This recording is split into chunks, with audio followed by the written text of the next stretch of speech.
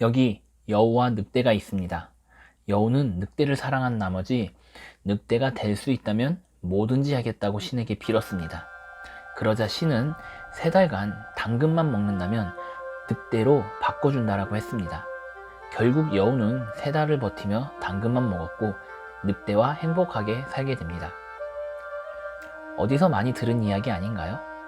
네, 단군 신화에서 여우와 당근만 제가 바꾼 이야기입니다. 나라마다 신화가 있습니다.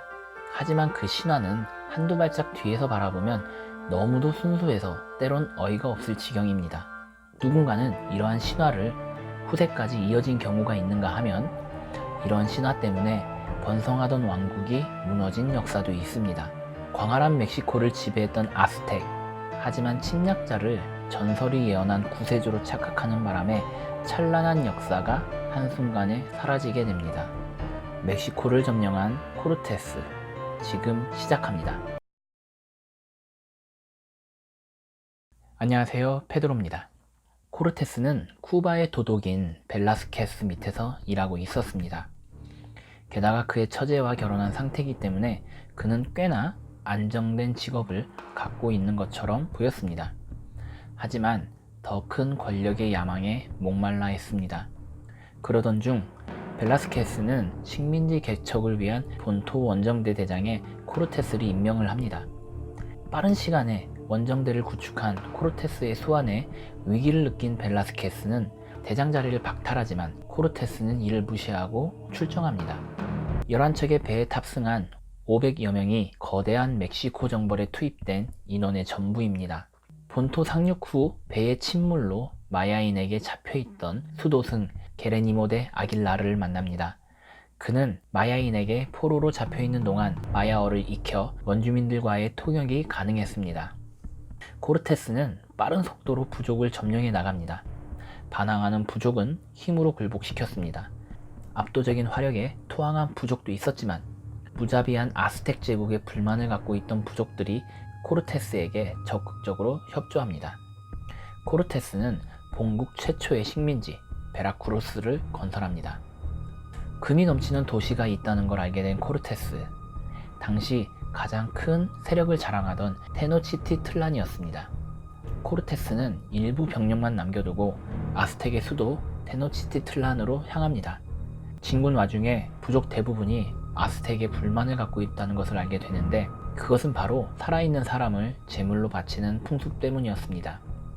코르테스는 그들을 포섭하는 데 노력을 기울였고 그로 인해 큰 병력의 손실 없이 테노치티틀란에 도착합니다. 테노치티틀란에 도착했을 때 왕 목테수마는 그들을 공격하기는커녕 성대하게 환영을 합니다.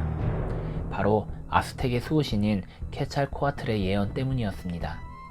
전설에 따르면 추방당한 아스텍의 수호신은 다시 돌아올 거라는 말을 남기고 떠나는데 목테수마는 예언대로 턱수염을 하얗게 기른 신이 돌아올 것이라고 믿고 있었습니다. 금발의 턱수염을 기르고 파란 눈을 가진 침략자를 케찰코아틀이라고 생각한 것입니다. 코르테스는 병마저 황금으로 만들어진 신전을 보고 목테수마를 포로로 잡습니다. 그리고 그들의 신전을 부수고 그 위에 십자가를 세웁니다. 아스텍의 가장 성대한 축제였던 톡스카틀, 수백 명의 귀족들이 모여 축제를 즐기는 도중에 다른 원주민인 틀라스칼텍인이 코르테스의 부재를 이용해 군대를 몰살시키려고 한다라는 말을 합니다. 이를 들은 그의 부하 알바라도는 불안에 휩싸입니다. 축제 둘째 날, 침략자의 군대는 축제를 즐기는 아스텍인들을 무참히 도륙합니다. 그들은 축제 참가자들을 모조리 공격했습니다. 머리가 날아간 사람들도 있고 머리를 베는 것도 모자라 산산조각 냈습니다. 왕의 조카인 코아우테목은 병력을 이끌고 대항하는 동시에 아무것도 하지 못하는 왕 목테수마 2세를 폐위시킵니다.